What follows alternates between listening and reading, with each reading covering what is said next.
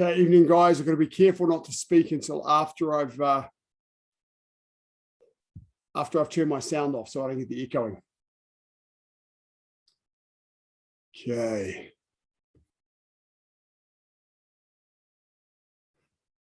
Just while we're waiting for everybody to join, remember that we've got on our website under members, there's the recorded classes section, which has got a whole lot of classes for all sorts of different levels. So if you want to do some training at home, you can use those.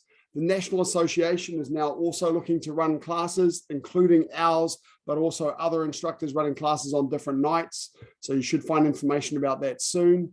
And the other thing under members, of course, is under syllabus sheets and resources. There are the syllabus videos for each grade up to third GUP. That has videos of your pattern, videos of your fundamental movements, and in most cases, videos of the step sparring. There's also videos down here of the self-defense principles. So the 11 principles in the self-defense handbook, how they work, there's some quick videos and discussion of those. So it's worthwhile having a look at those, as well as the syllabus sheets and the other online exercises and stuff you can do, and some really good resources down the bottom there. So take a look at that page. And now I think most of us are here. Okay, now turn my kids class brain off, put my senior class brain on. Sit up. Come here.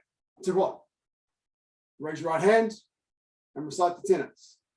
Sujok, courtesy, integrity, perseverance, self-control, indomitable spirit. And the student oath. Sujok, I shall observe the tenets of Taekwondo. I shall respect the instructor and seniors. I shall never misuse Taekwondo.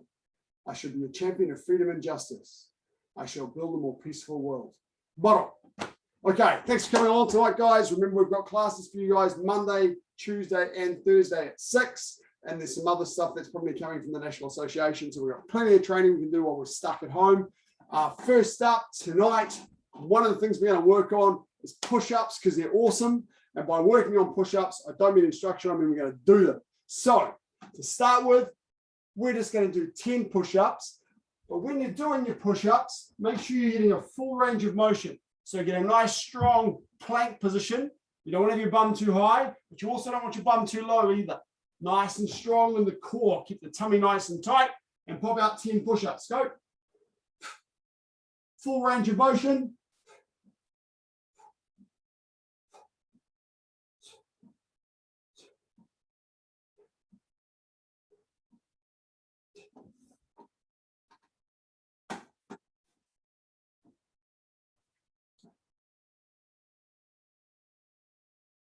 Push-ups are awesome. Okay, left leg back, walking ready stance will be nice and gently. First up, just gentle front rising kicks, 10 of each leg, go.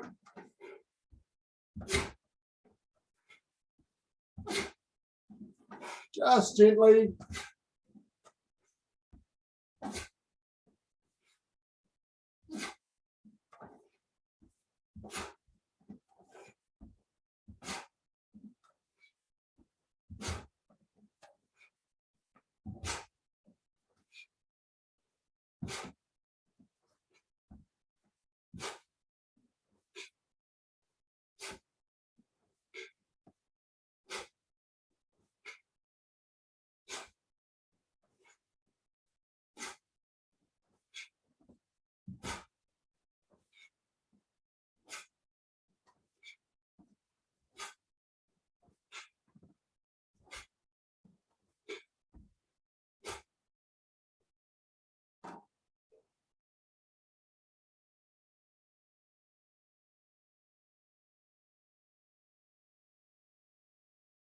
Okay, once we've done those side rising kicks, so just go from sitting stance,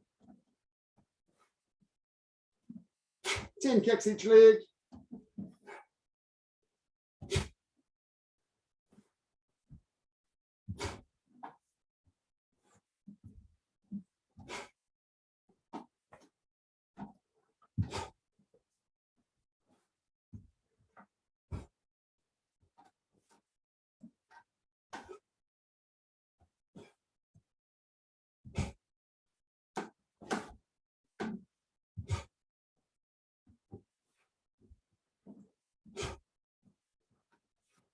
Keep that body straight. Don't let your bum stick out.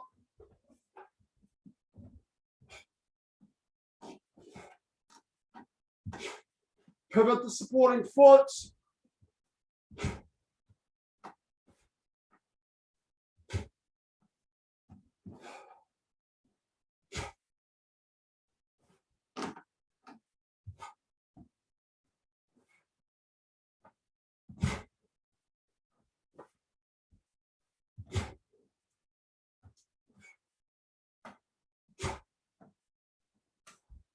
Dr. V will pop in with his feedback regularly. I'm seeing a few people that aren't really pivoting. So make sure you do a couple more each leg. Make sure that supporting foot pivots away from your kick. 75 degrees away. That's almost the opposite direction. Some of you are pivoting a little bit like this. It's not enough. It's got to be 75 degrees. Yeah, Jacob, look carefully at your supporting foot. I can see it still straight ahead. So you need to rotate. You need to rotate. This side's fine, safer. Other side, pivot more. Sorry to interrupt, Dr. V. This one, yeah. This one, pivot more. That's better. Better. Bit more pivot, Liam.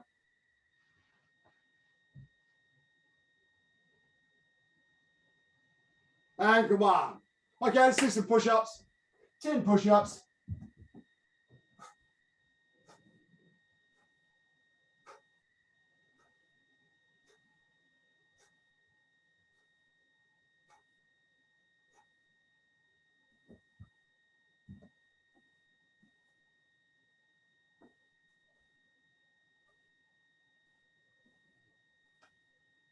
Just to give you a hint, I'm going to try and make us do 10 push-ups about every 6 minutes.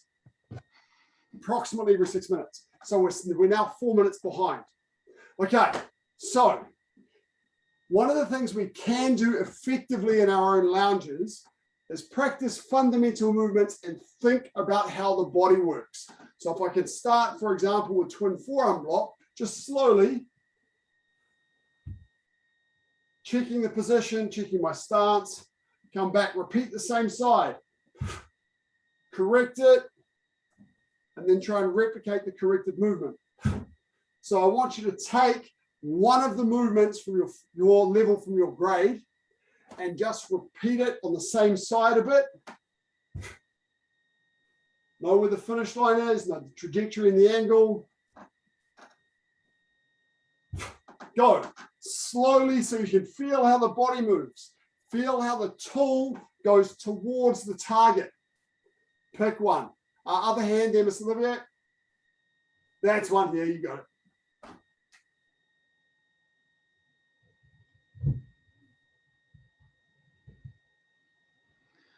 Jacob, start with your hand like this. And then go down. So, yes, ask questions as we go. Instead of starting like this. Must like be. that. Kelsey, question.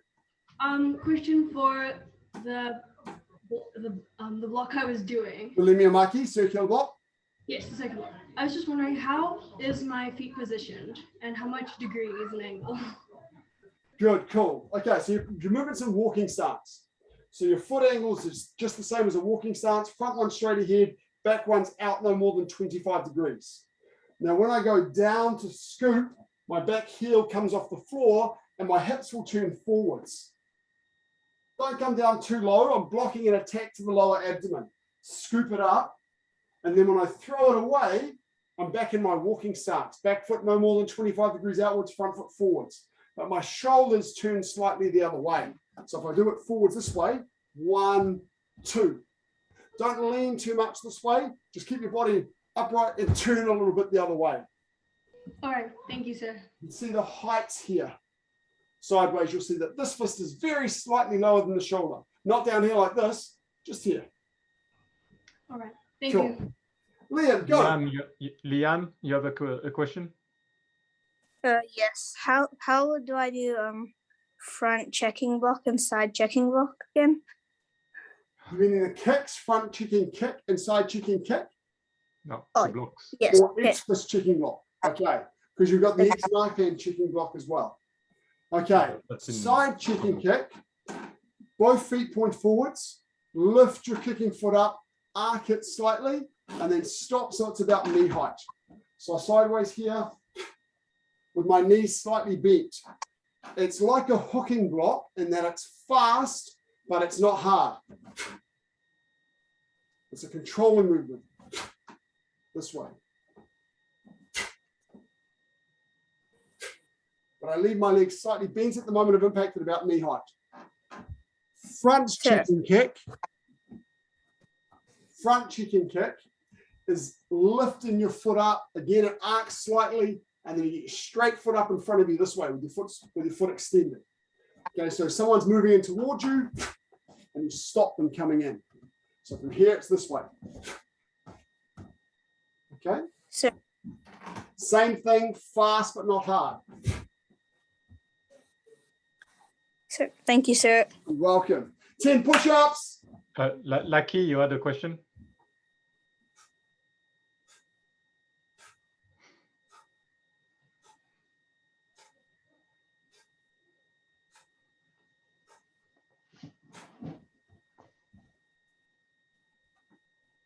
No, so I was just watching what Master B was saying about the checking kicks because I should probably learn them as well. Cool. So, sorry. For that, the blocks that I have, are they shoulder length or just beneath the shoulder? So at the moment, if you think shoulder height, you'll be okay. It's technically very slightly lower. You'll see it better on this angle because of my camera angle. So rather than being here at shoulder height, it's very slightly lower. So technically, if I do the other side, this shoulder is very slightly higher than this shoulder, which is very slightly higher than this fist. But if you think about that, you'll probably start doing it too low like this. Yeah. So don't think about it. Just think shoulder height and it'll be about right. All right, thank you. Taking your time, working on your crossing, you've got to get the repetition. All fundamental movements, repeat, repeat, repeat, so that your body understands how to do it and it becomes automatic. Jacob, for upset fingertip thrust, your intermediate position is facing forwards. So not coming from the side this way and doing this, from here, forwards, this way. So if I'm doing it this way and turning there, I turn and face forwards first, and then thrust. Does that make sense? So it's cool. You can just nod. It's all right. A reverse, Kelsey, reverse. Other hand, opposite hand, foot.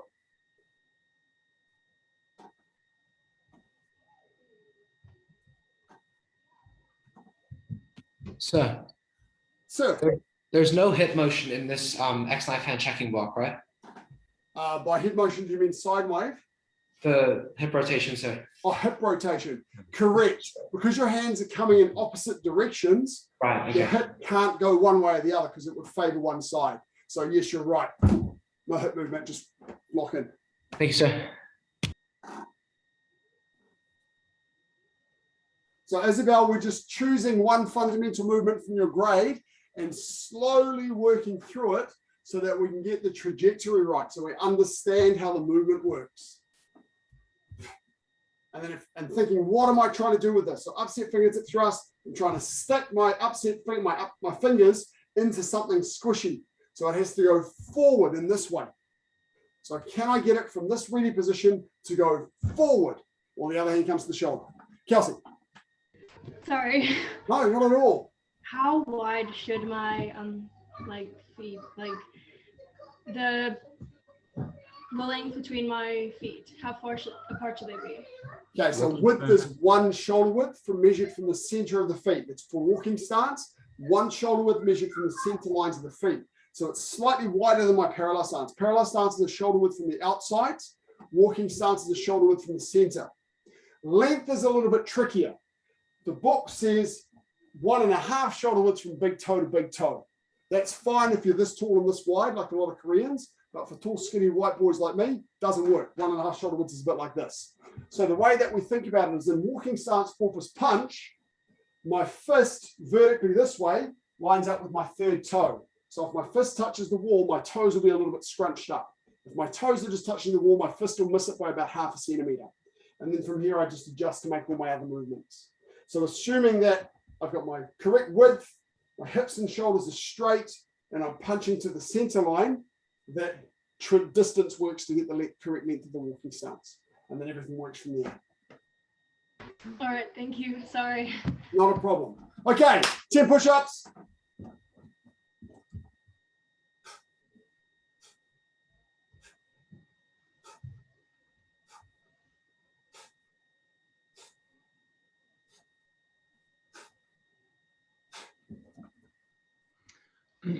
Dr. Yi, when you do your pressing block,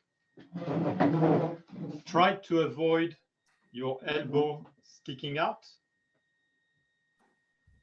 The arm is a bit straighter and a bit more forward than what you do, your hand. Yeah. Okay, so try to avoid this. Okay. Do bring it forward a bit though, Dr. Yi, that bottom one. Okay, change, do another movement now. One more movement. So for X checking block, X knife hand checking block, Yes. is there any sort of rotation either way, or is it just coming straight? Not really. Your hands are just kind of relaxed and then come inward. So they don't really twist, no. Sure, okay, thank you. Think of it as a flinch response. Yeah, nice. Okay, just a flinch. So with the palm Pushing block. pushing block, yes. Is there any particular place that you like open your palm? Like, is it you open it down when it comes off your hip? It's an excellent question. Yeah. Generally, during movements, our hands are lightly clenched. All movements, punches, strikes, all of this sort of stuff. And you open your hand or close your hand tightly just at the end of the movement. So your palm pushing block, your hands are loosely clenched, and then towards the end of the movement, you open up as you finish the movement off. And that's a general rule. All right, thank you, sir. It's just, yeah, it feels a little bit like it's going to hit something if it opens at the end. Open it a little bit earlier then. So it's a very broad rule. And I've had instructors, many masters over the years, that have had us doing some movements where the hands just kind of remain open and don't really close up. It's kind of more for consistency than anything else. The point is, during a movement, you've got to be relaxed. And at the end of the movement, you want to be tense and strong. So to make things consistent, for that relaxed motion, we tend to have loosely clenched fists. For this one, as you say, you might want to open just a split second earlier so that you're not hitting people with closed fingers. But generally, general rule, loose clench during a movement and tense and open up just at the end of the movement. All right, thank you, sir. You're welcome. Kelsey, other hand, backhand for your strike. That's all right, you're learning new movements. This way. So just go slowly at first, don't even worry about your stepping. Just go, feel the movement. You can feel how your muscles work. It's not a comfortable movement. So is it working? Is the strike making sense? Liam? Sir, is there a certain height for the kick to be at? You're talking about chicken kick? Yes, the checking kick. Side chicken kick's about knee height. Front chicken kick's a little higher. It's just above the belt. So front chicken kick, you're usually checking the body, whereas side chicken kick, you're checking the leg partway through a kick.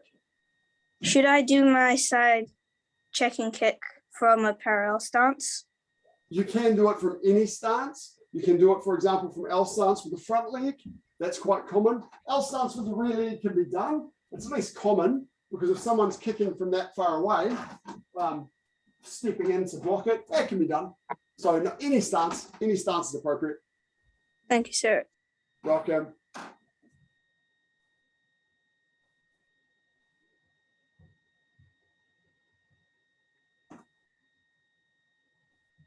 Okay, Jacob, I want you to feel the kick coming towards you that you're blocking. And I want you to feel that at the end of the movement, your knife hands are coming across this way. At the moment, look, you're pulling back well, and you're coming to here, but then the last part's a little bit short and flicky. So think that you're coming across and smash, picture the kick coming towards you and smash it away with your knife hands. So it's kind of a nice one single motion this way. Back, boom, explode this way. Make sense? So Knife hand guarding knocks the same. Straight in, just block this way, not forward. Come around and bang, smash this way. Isabel, emphasize a little bit your L stance, because I can see you're standing a little bit too much and your knee on your back leg is dropping in. So you need to have your knee pressing out, your kneecap above your toes on the back leg. Yes, much better. Good.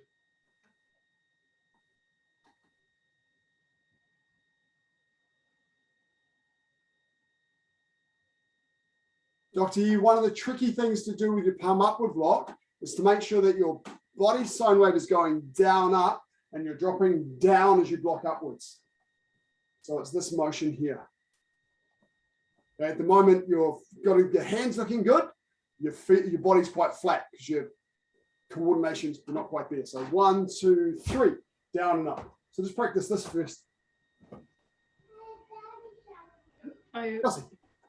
Sorry, I thought you were talking to me because it hurt. Oh, no, to Dr. Yi. Okay, it wasn't me. Okay, sorry. Not at all. So with the, I think it's knife hand downward strike. After the L stance reverse punch.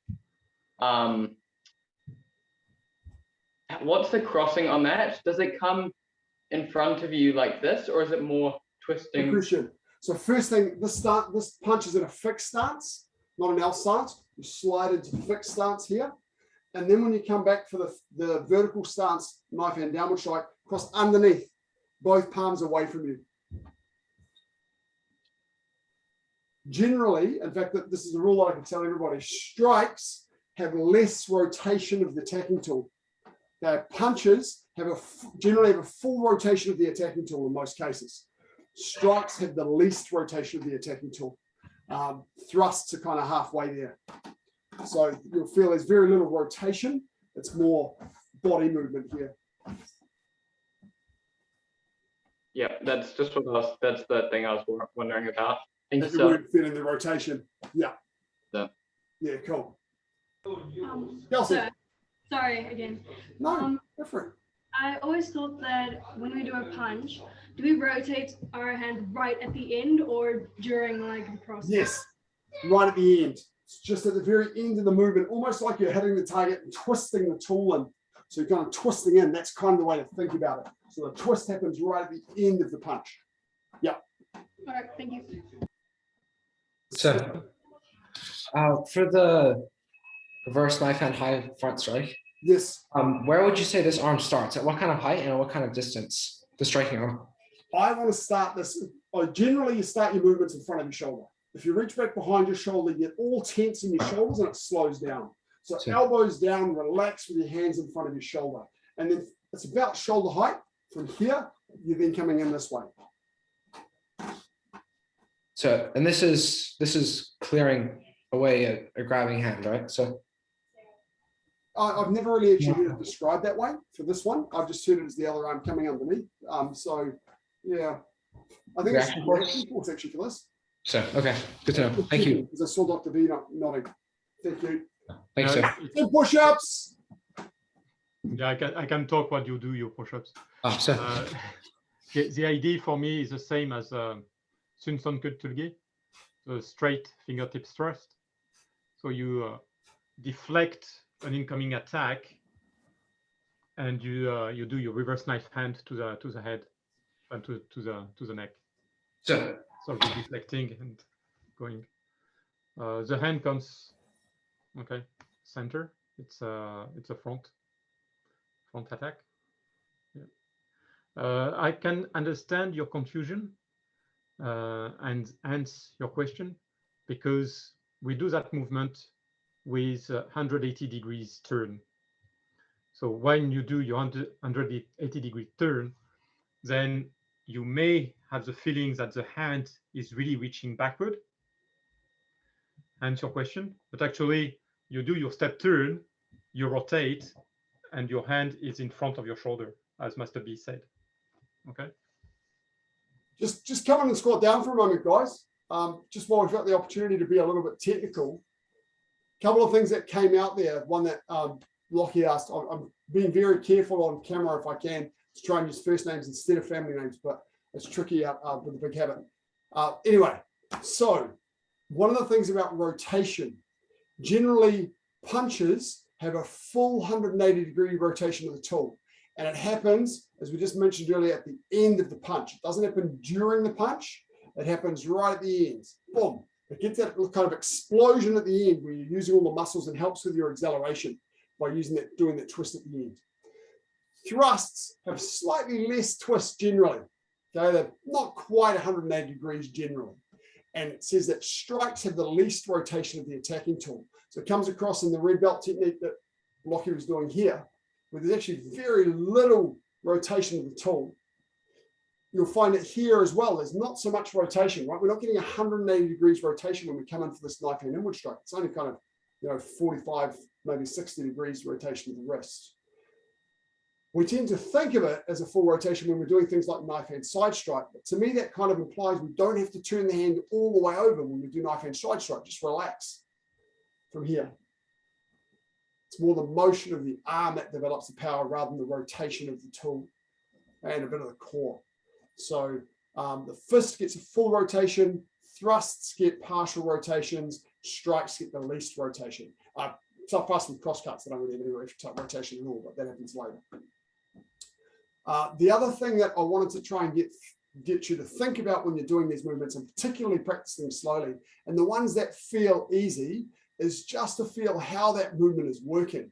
So for example, if I start with my knife hand side strike, and I know that generally when I want to cross with my elbows down and relaxed.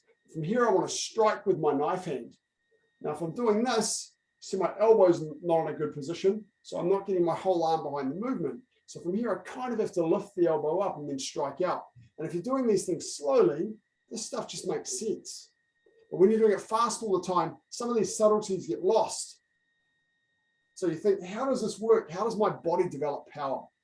The other thing that came out is generally during crossing, your hands are loosely clenched or in intermediate positions. Whatever during a movement, your hands are loosely clenched. So your hands, feet, knees, elbows are usually relaxed. Everything's nice and relaxed. So, and this loose clenchedness comes from consistency more than anything else. So if you're doing things like palm pressing block, I've had one grandmaster years ago tell me, there's no real need to close your hands and open them again because that doesn't really do anything to do so. But for consistency, we went back to loose clenched and then open, loose clenched and then open. So everything passes through a loose clenched position. But technically, it adds a little more consistency. Okay, but it's all about relaxing your body during the movement. Now, one of the best things I can direct you to, and I've directed to you before, is the training secret of Taekwondo. Page 42 of the condensed encyclopedia. I think we have it on our website. Has everyone read them?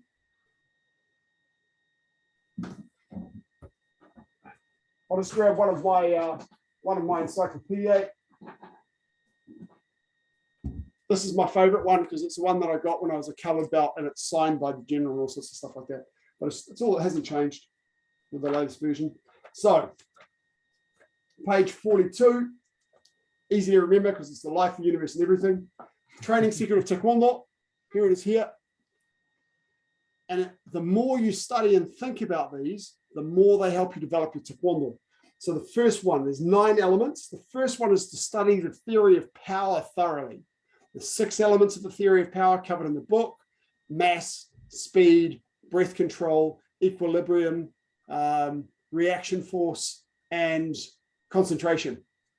Those 6 elements. So they all kind of fit together.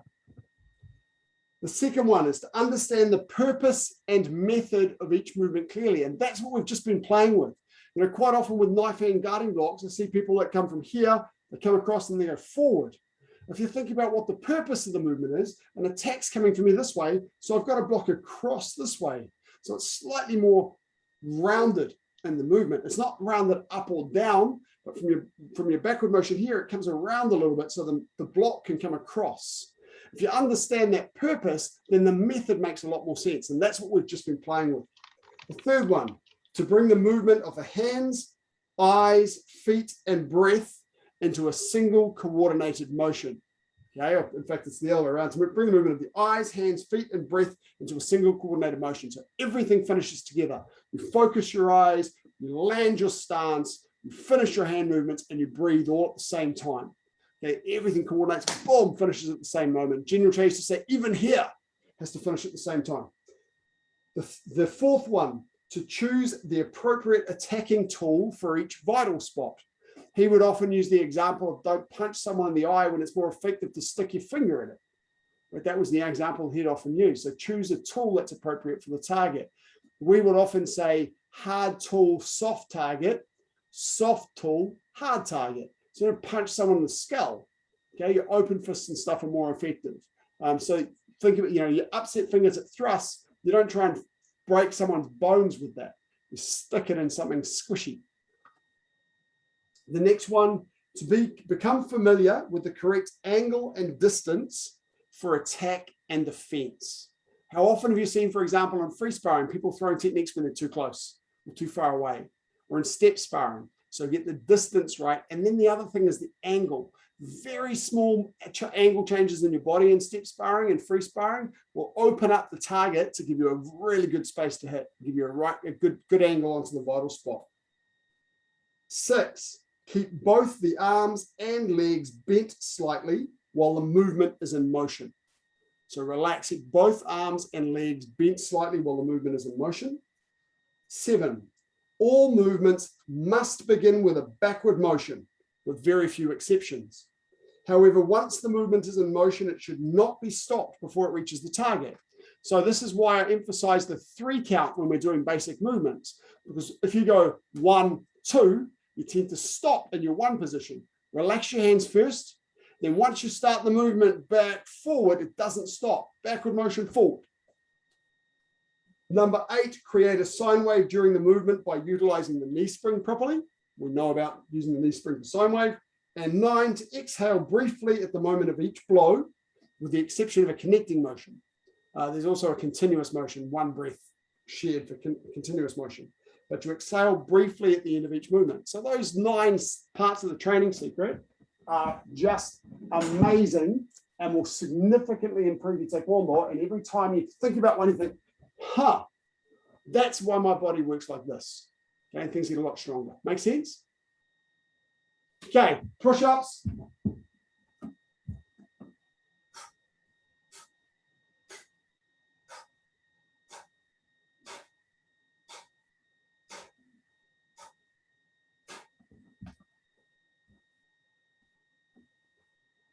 I will just put a comment. If you cannot get the condensed encyclopedia, you will find the training secrets within the Black Belt handbook. Oh, cool. Thank you. But not on page 42. So yes, they're in No, the Black Belt not handbook. on page 42. Got a feeling that might be on our website as well. But if you need the Black Belt handbook, I've got those, of course, usual price, $20 for books. I think we might have missed a set, so do another set of push-ups.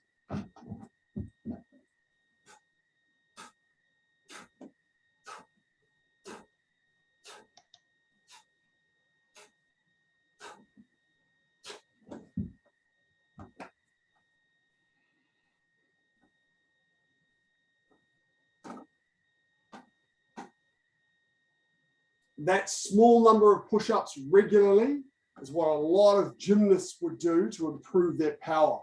So one of the technique that I was taught is, as you know, you have to do 50 push-ups in time with the instructor's count at a black belt grading. So start early to get those under control.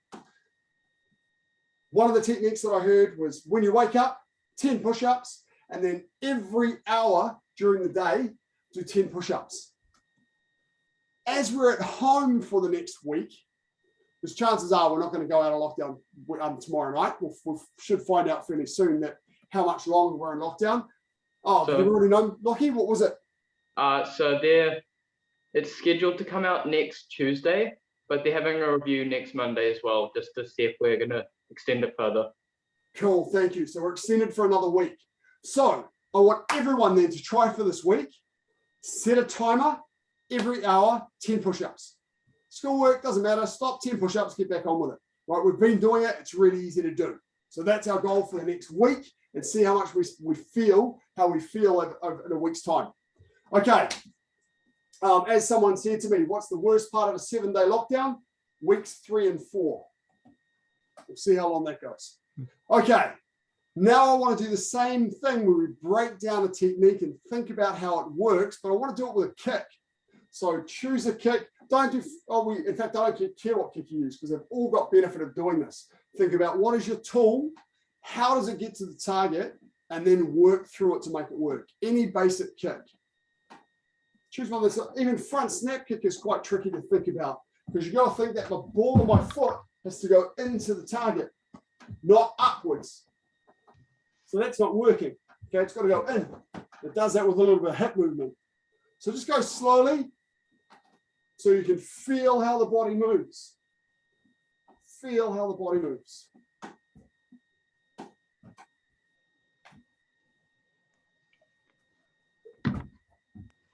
Sir, Yes, Kelsey. I'm doing the kick from 1-yo. I can't remember what it's called. Side piercing kick. Yeah. I just want to know, there's a movement right before it. I just want to know how much degrees should, like when I bend down, how much, like, Yep, should I? good. So the movement before it's bending ready stance. It's bending ready stance type A specifically. Now when I'm going to kick that way, in my bending stance, my supporting foot's pointing that way. Then when I lift to kick, I pivot, and extend out. I'll step back a little bit so you can see my foot a bit more clearly. Here, here, here. Back, pivot, knife hand guarding block. Make sense? The hands here are doing a guarding block as I bend down and lift my foot. And my foot sword, I'm going to come closer so you can see this. The foot sword comes in front of my knee joint here. Well, not my foot pointed down, it's pulled back, ready to kick.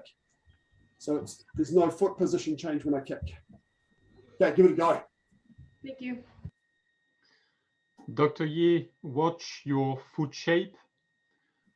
Your foot, instead of being like this, you turn it more like that. So exposing more of your sole.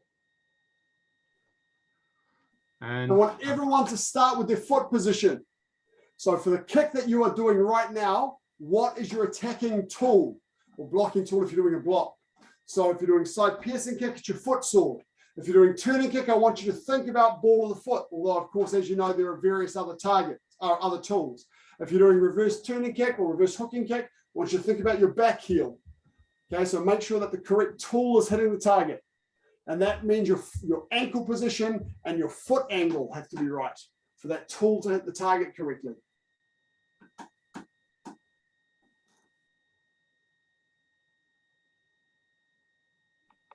So with, Go for Lucky. there you go, sir. Lucky, you go first because Colton's practicing. There you go. With a reverse turning kick, would you put your foot into a foot sword shape or just keep it? Basically, for me, I basically put it in a foot sword shape. Yes. same position as a turning kick. Yes. Yeah, same position as turning kick. Colin, we're up. Yeah. So what would be the hand position you expect in a technically perfect reverse turn kick? For me, guard. Alexa. Just keep your hands under control and you guard. Thanks, sir. Ideally, you The want one to thing keep- Grandmaster Daha taught me for reverse turning kicks and things like that is if I pull my backhand by my jaw, it really helps with balance. So the one that's in front now, that's going to become my back one, if I bring that to my jaw, it really helps me a lot with balance. So really cool technique from Grandmaster Daha. Thanks, sir. Basically, if you want to keep your balance, you need to keep your arms close to your body. Because otherwise, if they're flying around, you throw a lot of weight all over the place. Yeah, keep So your you want to be hands tight. tight. You want to remain tight.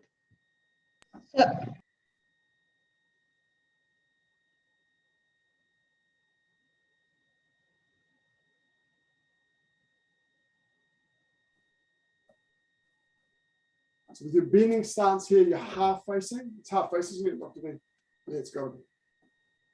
So don't try to be side facing here. Let your body, just like if you're like doing a knife hand guarding block or a forearm guarding block, and then keep that same body position and lift the leg up.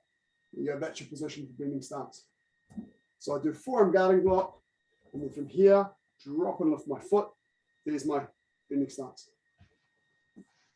Nice work, Dr. Yi. Much better, your foot shape. And push-ups.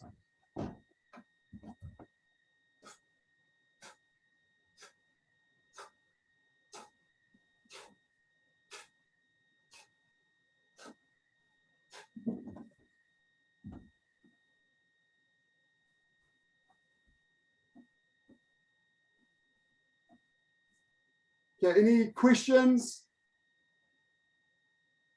So think, what is my foot position to get my tool correct? How does my leg move? How does my body move to get that tool, deliver that tool effectively to the target? Sorry, Colin, do you have a question you're about to throw?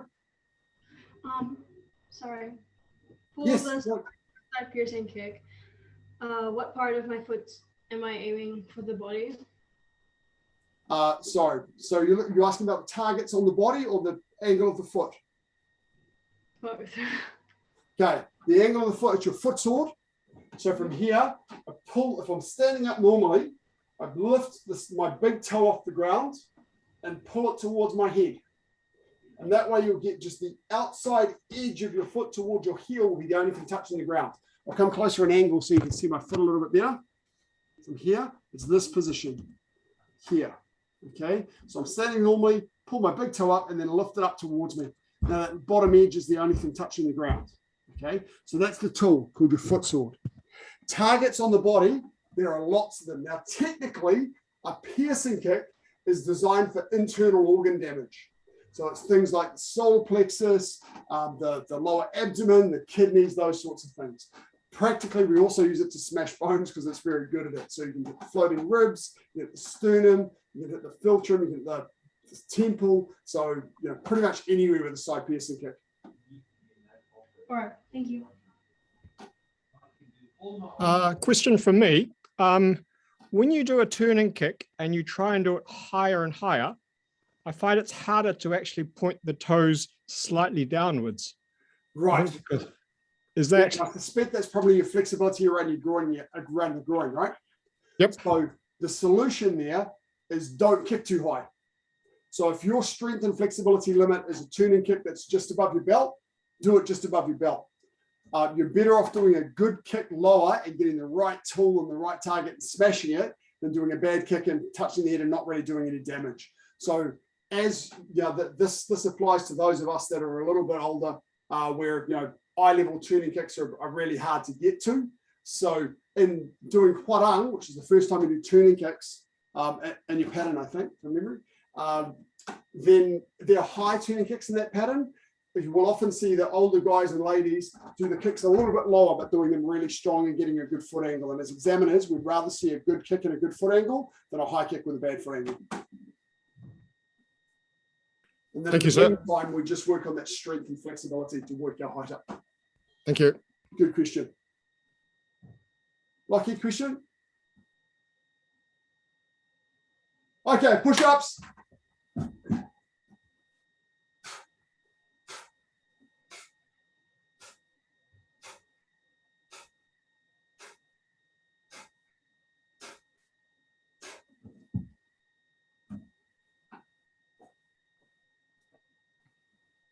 Okay. Now what I want you to do is to work through a pattern. It might be your pattern. It might be one of the more junior ones you want to work on. And I want you to take that same thinking that we've taken today around breaking down movements, understanding what you're doing the movements for, and making those things work, stepping through the whole pattern. If you've got limited space, make sure you finish your stances properly and then adjust your distance if you need more space. Okay, so slowly just work through the movements and make sure they make sense. Picture what you're doing. Don't worry about going too fast and too hard. Just gently go through and feel the trajectories and feel the purpose. Go. Just relax there. That's it, Kelsey. Good.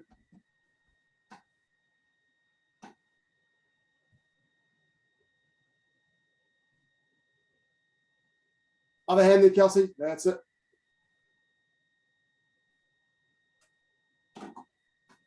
Feet together. So Kelsey from here, step together, bending stance. That's it, right leg side kick.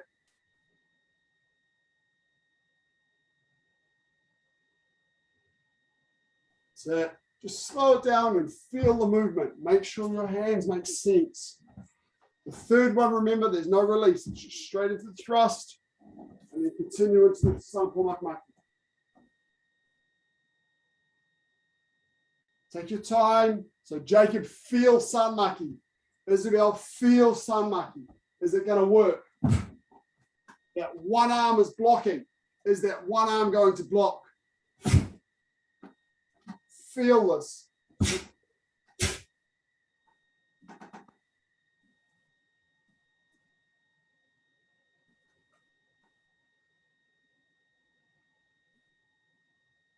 Cam, just make sure that on that forearm inward block, or it's actually forearm front block, sorry.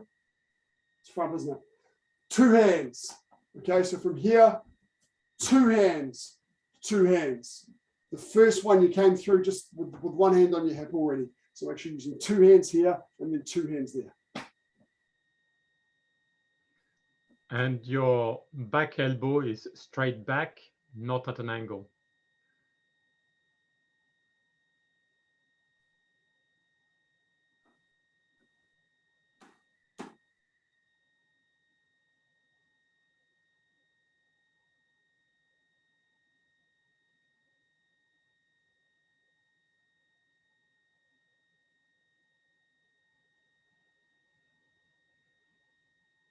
Nice side kicks there, Colin. Get a nice pierce with them.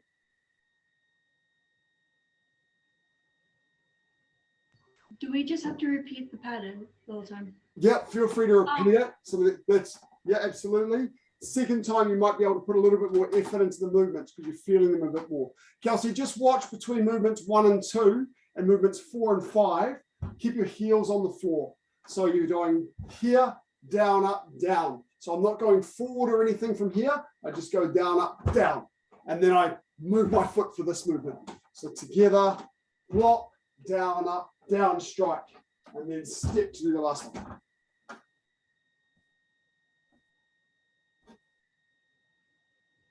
Feel that sanmaki, Isabel. You're not feeling sanmaki.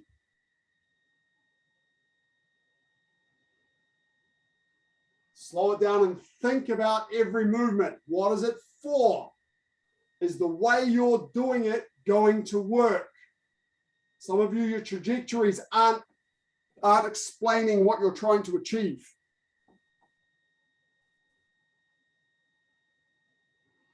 Jacob, when you do your jump, it's a jump that goes up. It's not like in Yulkok where you try to reach for a distance. So you need really to jump up over something and really tuck your legs. And you need to look towards A, not towards C. This way. Yeah.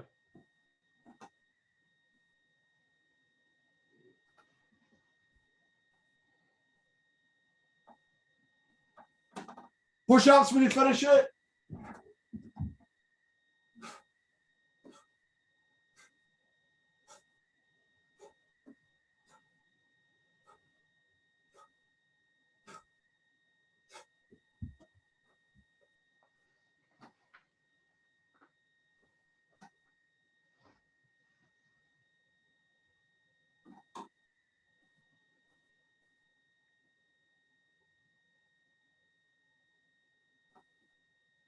Okay, once you've done this one, just come in.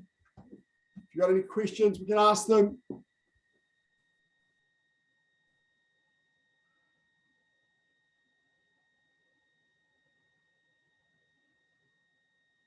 Any questions? Like your sun monkey in particular, I'm seeing a little bit of this, where there's no real hip motion in it. I think, well, if someone's punching or attacking this way and I need to block it, I've actually got to have some motion of this block. And that motion comes from my hip twist. So you think about what you're doing with every movement. There's an attack here. I'm pushing my squishy bits, my fingers into the lower abdomen. So think about what every movement is for. This is striking the neck. So break it down and think about what it's doing. Is this going to work? Is this going to work?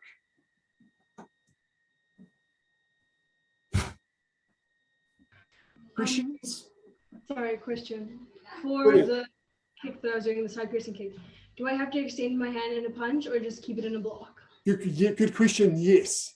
So in the junior patterns, and Wonyo and Yulgok and Junggun, the middle side piercing kick is accompanied by a high punch. Okay, so from your bending stance here, cross, it's a really weird one. It's a punch that starts with a cross and then it's got to go straight out. So it kind of makes a little curved J shape here. So you can punch with the fists, the forefist. So from here, cross, high punch, middle kick. So my kick shoulder height, my punch is eye level. So it's not parallel to my thigh.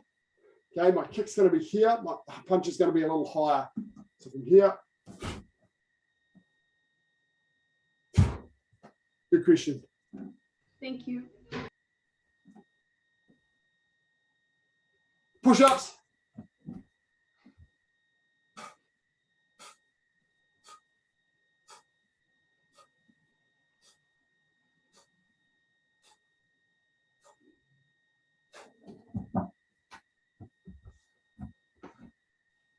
And then sitting down with your left leg out after you've done your push-ups, right leg over the top. Wow, internet gremlins are slow.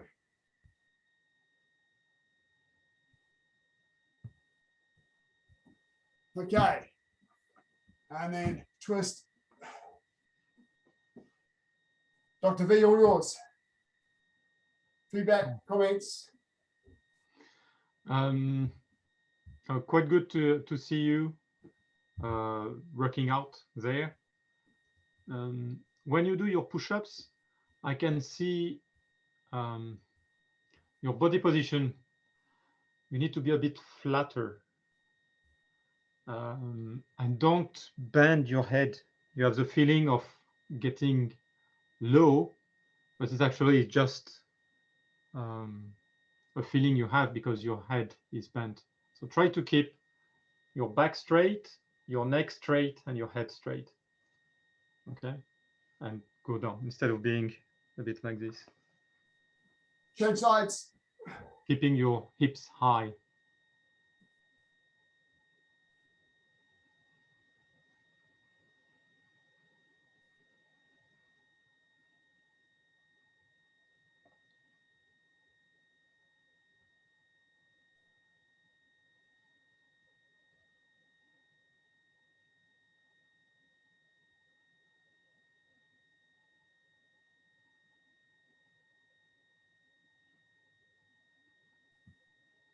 Yeah, maybe a side comment, and Master B will be able to say more. I would say that going back to the question about the punch with the side piercing kick, I would say that's maybe one of the very few places where your elbow will go out of the line. So if you're like that and you want to punch, if you really want to punch and to straight position, your elbow has to be slightly behind your shoulder. If you don't, then it will be just a circular motion and you won't really punch. So that will be one of the very few places where I would put my elbow slightly behind my shoulder line in order to deliver a straight punch. Yeah, nice. But notice your fist doesn't go behind your shoulder line. Yes, not the fist, just the elbow. And straightforward.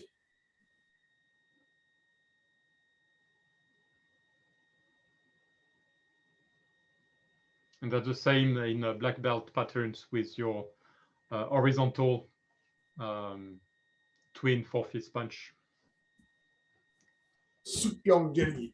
Yeah.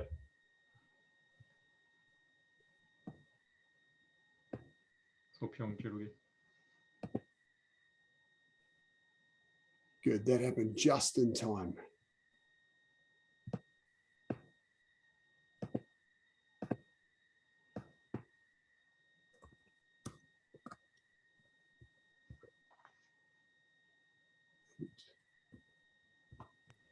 I'm just saying sorry for all the questions that I ask. I know it does get annoying. I'm sorry.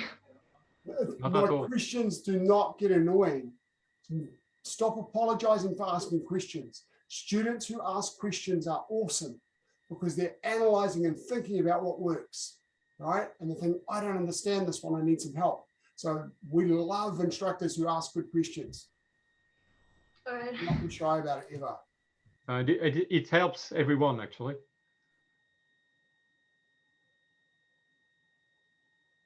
And heels in.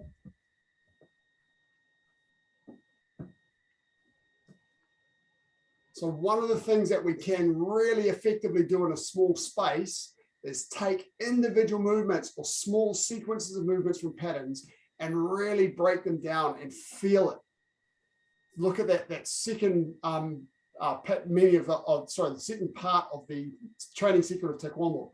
Understand the purpose and method of each movement thoroughly. So taking your time and thinking, I want to deliver my knife hand to strike the neck, so it has to come this way to make sense. Because all of the Taekwondo movements are logical and sensible. They make sense biomechanically. So if you break them down and think about what you're trying to do, then practice it. It'll start working a lot better for you.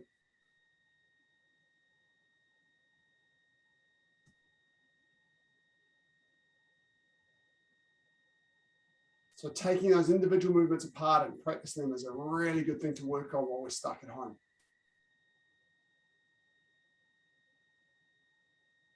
If you've got enough space to do patterns, awesome.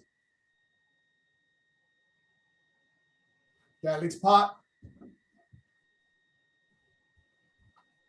Try and sit nice and tall. And then just lean down to one side.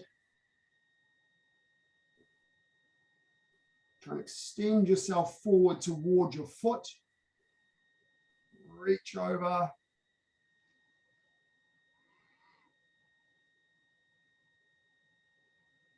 Feel that stretch in your hamstring. Breathe deeply.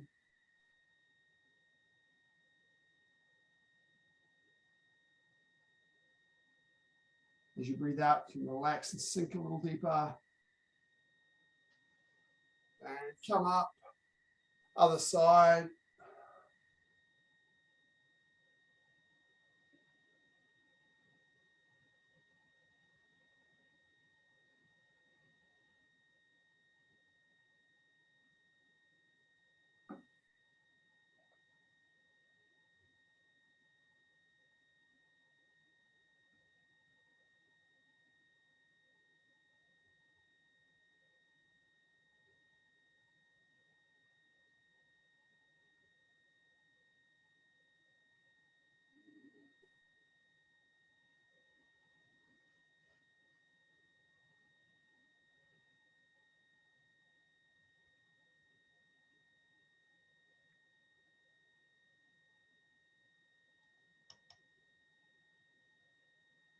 And switch up.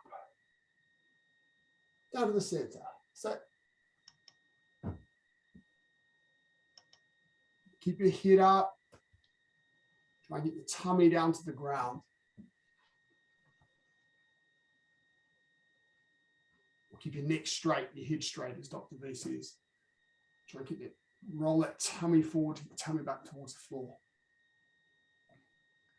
Just think of bringing your belly button to the ground. I find that if I put my hands on the insides of my calves, then I can open my legs wider just by lifting my heels off the floor and pushing my legs out. And try and go a bit lower.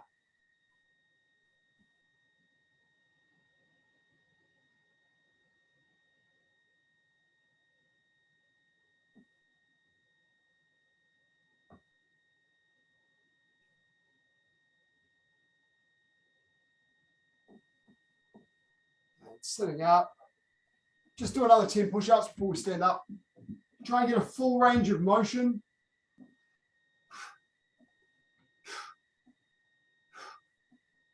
Yeah, really good. Much better.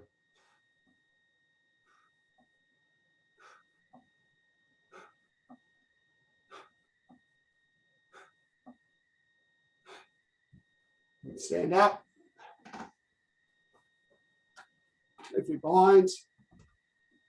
So over the course of the session, we've done about 100 or 120 push-ups, something like that.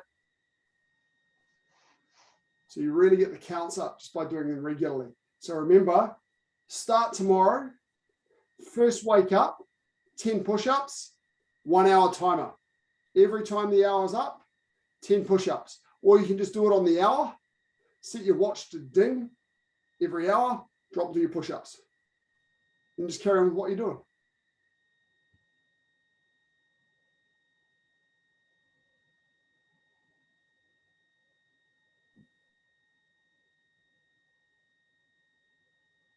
Change.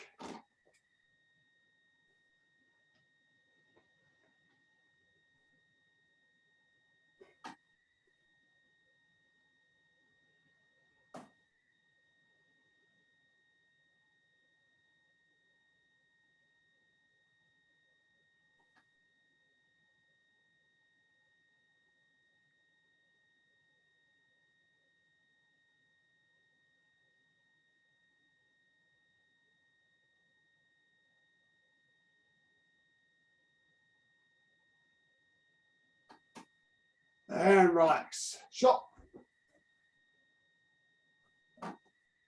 Thank you, guys. Lovely to see you all. Make sure you're working through your syllabus book and analyzing all of those movements. When we come to a session where we've got some opportunity to play with something, pick one of the movements you're less sure about and do some work on that. Take the time while you're at home to read through your handbooks, read through your self-defense book, read through your syllabus handbook, so you're really comfortable with all the content up to your grade.